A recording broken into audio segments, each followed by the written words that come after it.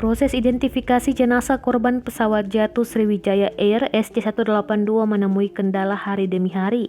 Bukannya tanpa alasan, kondisi jenazah yang semakin membusuk membuat tim DVI kesulitan untuk melakukan identifikasi. Jumlah korban yang berhasil diidentifikasi adalah 43 orang.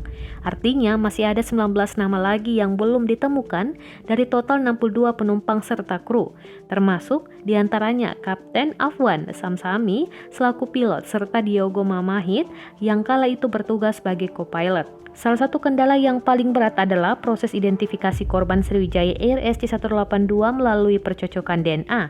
Dalam proses identifikasi lewat percocokan sampel DNA atau antemortem sebelum kematian dari keluarga korban dengan postmortem atau setelah kematian dari jenazah korban. Katim Rekonsiliasi Tim DVI Kombes Agung Widjayanto mengatakan tidak semua data postmortem yang meliputi bagian tubuh jenazah bisa diambil DNA-nya untuk diidentifikasi. Dengan berlalunya waktu tidak semua bagian tubuh jenazah bisa diperiksa. Kenapa? Karena DNA terurai, salah satunya karena pembusukan. Kata Agung di Rumah Sakit Polri Kramat Jati pada Rabu 20 Januari 2021 dikutip dari tribunnews.com. Proses pengambilan sampel DNA dari jenazah jadi lebih sulit bila sudah terkontaminasi berbagai macam bakteri di lokasi meninggalnya korban.